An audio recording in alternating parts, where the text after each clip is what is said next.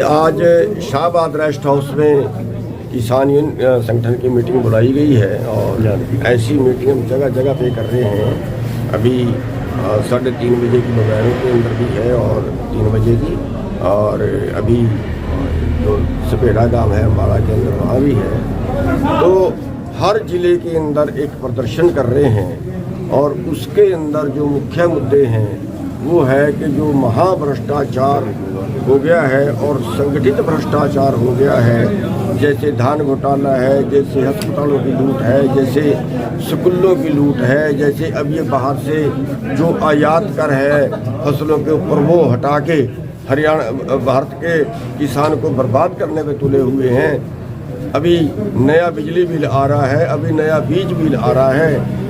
इन सब के विरोध में जो है वो एक बड़ा आंदोलन खड़ा करना की बात सोच रहे हैं और उसके अंदर जो प्लानिंग है वो ये है कि हर ज़िले के अंदर एक प्रदर्शन करेंगे। अब 10 तारीख का प्रदर्शन जो है वो कुरुक्षेत्र के अंदर है, जहाँ धर्मशाला में इकट्ठे होंगे, जुलूस निकालते हुए ज्ञापन देंगे प्रधानमंत्री जी के नाम और मुख्यमंत्री जी के नाम। और उसके बाद इसी तरह से यमुनानगर में है 16 तारीख का, 20 तारीख का कैथल में है। कदम दर कदम जो है सब जिलों में प्रदर्शन करने के बाद फिर 23 मार्च को शहीद भगत सिंह के जो शहीदी दिवस पे एक बड़ा जो रैली है वो पिपड़ी के अंदर करेंगे, क्योंकि भगत सिंह के सपनों का देश नहीं बना है। वो देश को आज़ाद कराने के लिए फांसी पर चढ़े, लेकिन गोरे अंग्रेजों को तो उन्होंने भगा दिया, काले मन के काले अंग्रेज गद्दी पे बैठ गए और अब वो पूरे एक सिस्टम से जो है इस देश के अंदर पूंजीवाद का राज आ गया है और वो बड़े सिस्टम से यहाँ की जनता को, चाहे किसान हैं, चाहे मजदूर हैं, चाहे छोटे दुकान वाले हैं, जो भी हैं वो सारे जो है उनको लूट रहे हैं और सारा कारोबार पे जो है बड़े लोगों का कब्जा होता जा रहा है और छोटे लोग भुखमरी के किनारे पर जा रहे हैं। तो ये एक बड़ा आंदोलन हम भारत के अंदर खड़ा करने की शाहबाद की बात करें, मारकंडा दरिया लगातार हर केवल मारकंडा नदी का नहीं है, पंजाब डूब गया, हरियाणा डूब गया, उत्तर प्रदेश बिहार डूब गया। इनको इनके दिमाग को कहें, इतने बद दिमाग, इतने डल दिमाग, इतने मतलब इतने महाभ्रष्टाचारी के नदियों की तो माइनिंग बंद कर दी, जिनमें सिल्ट आती है और वो ऊंची होती है और फिर वो किनारे तोड़ती हैं, वो डुबोती हैं बाहर जाके, उनकी माइनिंग तो बंद कर दी। और जमीन वाले जो खेती वाली जमीन है उसको पटवा रहे हैं, अब ये हमारे जो हम इनका जो मुद्दा ले रहे हैं वो सारे भारत का ही ले रहे हैं कि जैसे भारतमाला प्रोजेक्ट बनाया है सड़कों का, इसी तरह से नदियों का होना चाहिए। नदियों की एक सुनिश्चित गहराई कि अगर उनमें 1 लाख क्यूसेक पानी आता है तो 2 लाख क्यूसेक की कैपेसिटी बनाइए उसकी, उनके किनारे पक्के करिए, उनको गहरी करिए। इसके लिए जो ज़मीन है वो एक्वायर की जा सकती है, क्योंकि नदियों के अंदर जो ज़मीन है, जैसे मारकंडे की आप बात कर रहे हैं, वो किसानों की है, उसको एक्वायर कर लें, या उसमें से जो मिट्टी पटवानी है जितने की वो बिकती है कम से कम उसमें से आधा हिस्सा किसान को दे दें, किसान तो भी राजी हो जाएगा। उनको गहरी करें, उनके किनारे सीमेंटेड करें, वो पानी बाहर ना जाए, वो पानी सिंचाई के लिए दिया जाए। भारत में अगर 100 लीटर बारिश होती है तो 25 लीटर पानी प्रयोग हो रहा है। 100 का 100 लीटर अगर प्रयोग हो जाए तो हमें ट्यूबवेल से पानी निकालने की जरूरत नहीं पड़ती। नीचे का पानी हमारा जहर हो गया है, नीचे का पानी यहाँ 200 फुट पे, 250 फुट पे, 400 फुट पे चला गया है और बाहर का पानी जो बारिश का पानी है वो वापिस समुद्र में बह के चला गया है और फसलों को बर्बाद करता हुआ। अगर उस पानी को बांध लिया जाए तो जमीन का पानी बचेगा, बिजली बचेगी, बाढ़ के नुकसान बचेंगे और वो जो पानी होगा वो फ्री मिलेगा।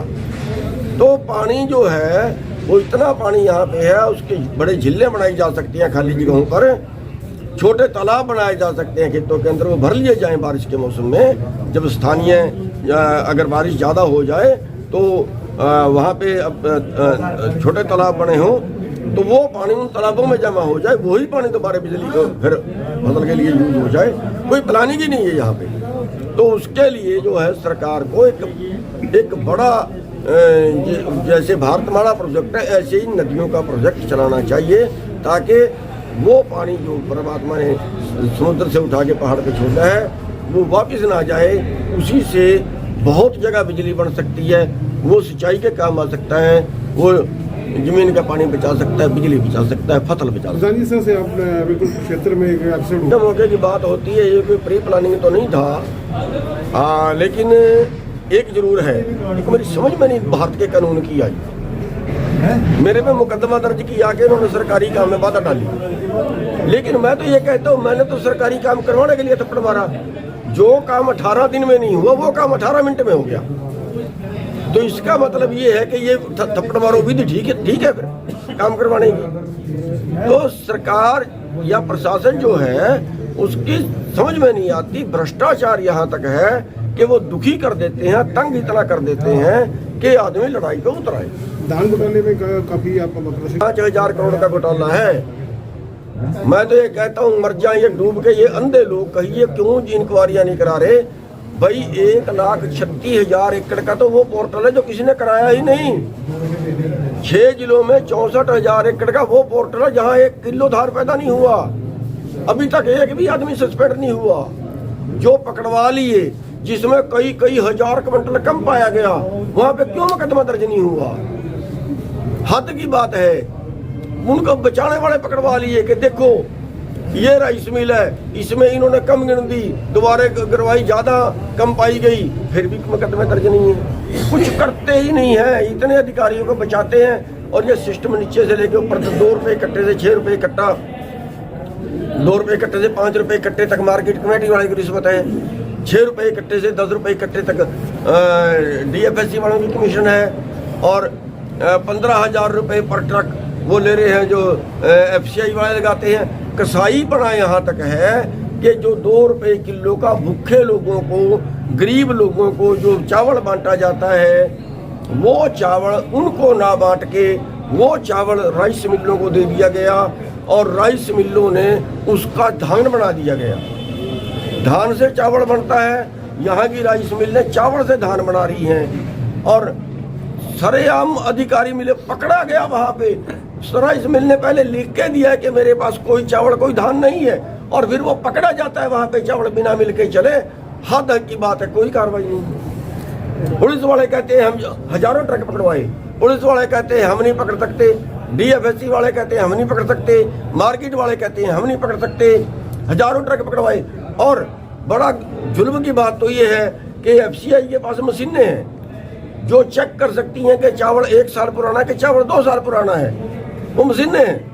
लेकिन 15,000 रुपए पर ट्रक रिश्वत लेते हैं और वो 2 साल पुराना चावल भी FCI में डाला। छत्तीसगढ़ में 26,000 क्विंटल धान जो तो घोटाले पे घोटाला, जहां हाथ लगाओगे जहां एक से एक घोटाला पाएगा, एक से एक घोटाला पाएगा।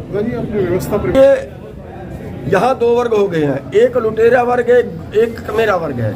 जो लुटेरा वर्ग है वो संगठित है और कमेरा वर्ग असंगठित नहीं है। हमारी बदकिस्मती है। इस कमेरे वर्ग को संगठित होना पड़ेगा अगर बचना है।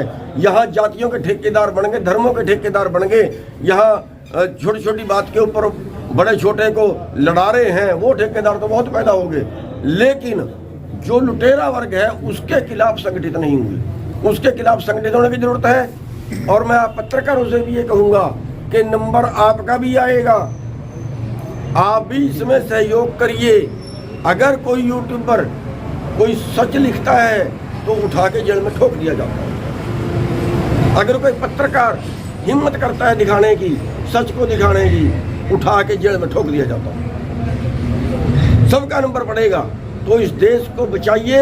ये देश इन लुटेरों के लिए आज़ाद नहीं कराया था भगत सिंह जैसे लोगों ने फांसियों पर चढ़ा। देश आपका है, सबका है। सारा मेरा वर्ग, चाहे वो दुकान वाले हैं, वो मजदूर हैं, वो किसान हैं, वो रेडी फड़ी वाले हैं, वो ड्राइवर हैं, वो कोई भी है, एकजुट हो गए सारे, तब देश बचे।